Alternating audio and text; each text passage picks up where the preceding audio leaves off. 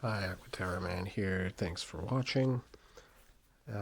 Wanted to make a video about a non-Aquaterra watch, but still one of my favorites. These are Omega Seamaster Professional Ceramic Bezel Edition, commonly referred to as SMPcs on watch forums.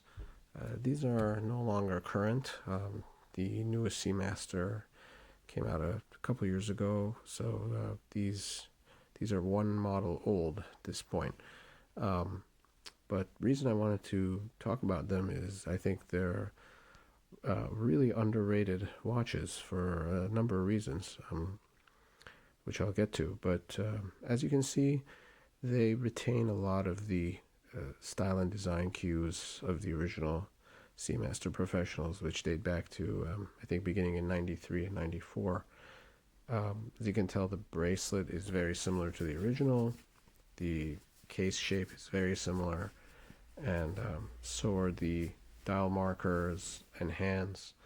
But then there are some notable differences. The first one that I notice, and is part of the common name for this watch, SMPc, is this ceramic bezel, as you can see here. The bezel is quite different from the prior bezels, both for the material, as I said, ceramic, and because of the font.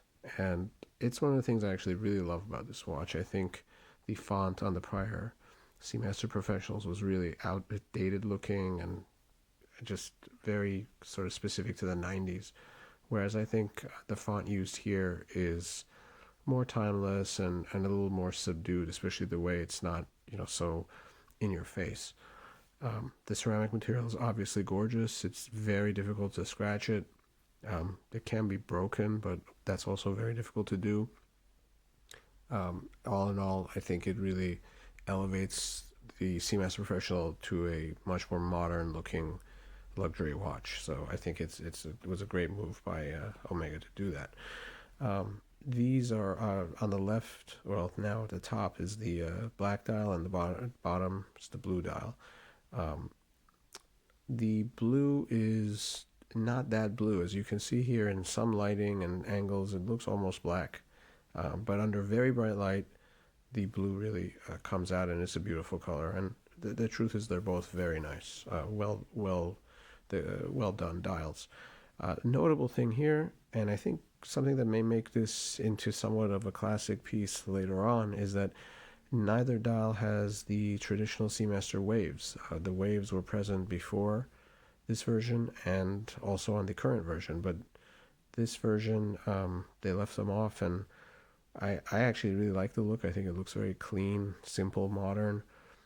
Some people, purists, may think that it's a too large a deviance from the traditional Seamaster look, but I think it looks really beautiful, and especially has this sort of inky, deep glossiness that's really nice.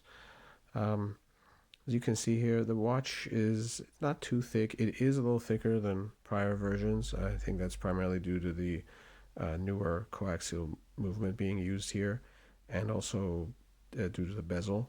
I think the bezel had to be thicker to accommodate the ceramic insert, but it doesn't make a big difference. Another area to note is that while the bracelet looks very similar to the prior ones, this one uses screwed-in links, and it's really solid feeling as a result. And I think over time they will be more durable. The older ones, the pins would wear out a lot, fall out. I don't think you'll have that problem here. But yeah, all in all, it's a very beautiful, well-made, modern-looking Seamaster, and a great value right now in the pre-owned market. So thanks for watching.